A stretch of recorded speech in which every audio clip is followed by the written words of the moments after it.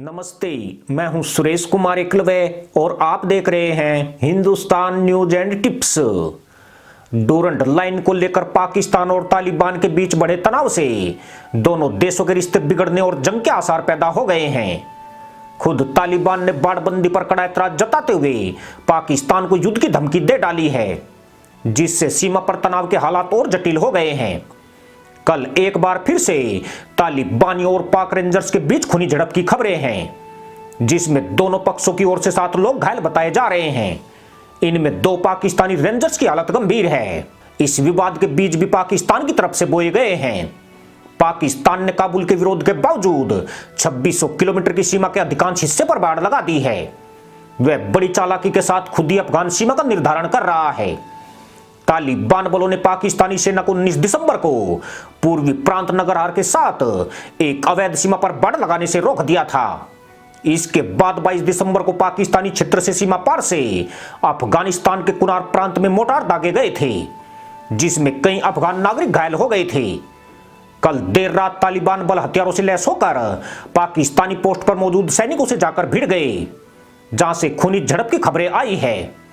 इतना ही नहीं, इस दौरान अफगान सैन्य हेलीकॉप्टर्स भी गश्त करते दिखाई दिए हैं। अब तालिबान ने पाकिस्तान को धमकी देते हुए कहा है कि अगर वह बाड़बंदी के कदम से पीछे नहीं हटा तो जवाब गोली से दिया जाएगा। अफगानिस्तान की अस्मिता पर हरगिज आंच नहीं आने दी जाएगी। दरअसल तालिबान डूरंड लाइन को शुरू से ही पाकिस्तान अफगानिस्तान के बीच की सीमा नहीं मानता है।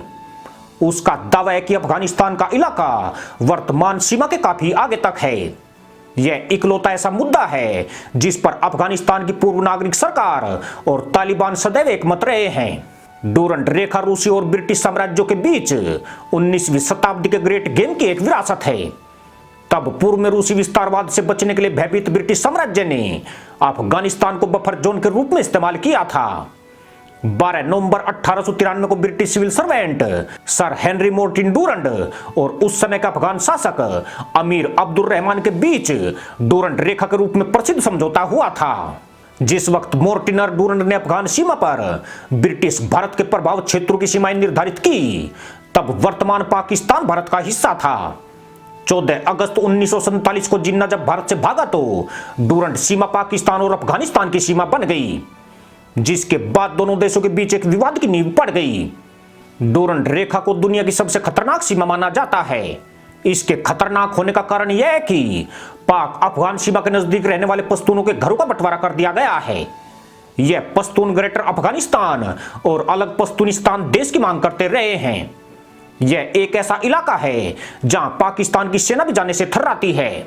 डूरंड लाइन की वजह से पश्तून 2 देशों की दीवार के बीच में कैद हैं। 2670 किलोमीटर की डूरंड रेखा चीन की सीमा से लेकर ईरान तक फैली हुई है, लेकिन अफगानिस्तान का विवाद सिर्फ पाकिस्तान के साथ है। पाकिस्तान बिना अफगानिस्तान की सहमति के एक तरफाई बाड़बंदी कर रहा है, यानी खुद ही अपनी सीमाएं तय करने में जुटा हुआ है। पर अब तालिबान उसकी राह में अवरोधक बनकर खड़ा हो गया है। तालिबान बलों ने डूरंड लाइन पर पाकिस्तान की बाड़बंदी को गिरा दिया है। इतना ही नहीं, उन्होंने कंटीले तारों के स्पूल भी जब्त कर लिए हैं। उन्होंने पाकिस्तानी सेना को सीमा पर फिर से बाड़ लगाने की चेतावनी भी दी है। इस घटना के बाद दोनों पक्षों में जमकर झड़प हुई और कई लोग घायल हो गए। यह घटना ऐसे वक्त हुई है जब पाकिस्तान तालिबान का ब्रांड एम्बेसडर पर दुनिया से चंदा मांग रहा है। इससे दोनों के बीच में दरार तो बढ़ी रही है, इमरान खान की मुश्किलें भी बढ़ने वाली है, क्योंकि पाकिस्तान के भीतर उनकी तालिबान समर्थक की छवि भारी पड़ सकती है। पाकिस्तान और अफगानिस्तान के बीच जारी यह गतिरोध बताता है कि भविष्य में दोनों देशों के रिश्ते किस भेड़चाल का शिकार होने वाले हैं। पाकिस्तान के लिए सीमा पर बाड़बंदी उसकी सुरक्षा के लिए बेहद जरूरी है। काबुल पर तालिबान के कब्जे से उसकी भी फटती जा रही है। वह बाड़बंदी करके शरणार्थियों और आतंकियों को देश में घुसने से रोकना चाहता है। साथ ही एक तरफा सीमा तय करके इस विवाद को खत्म करने की चाल भी चल रहा है। तालिबान की वापसी से उसे उम्मीद थी कि वह बाड़बंदी पर ज्यादा विरोध नहीं दिखाएगा, मगर इस मुद्दे पर वह पूर्व सरकार की तरह ही कठोर है। ऐसे में देश में इमरान खान पर सवाल खड़े हो सकते हैं, क्योंकि तालिबान की मदद के लिए इमरान खान ने ही सबसे ज्यादा तलवारें फाड़ी थी। इसी के साथ अनुमति दोस्तों, जय जवान जय किसान जय हिंद वंदे मातरम।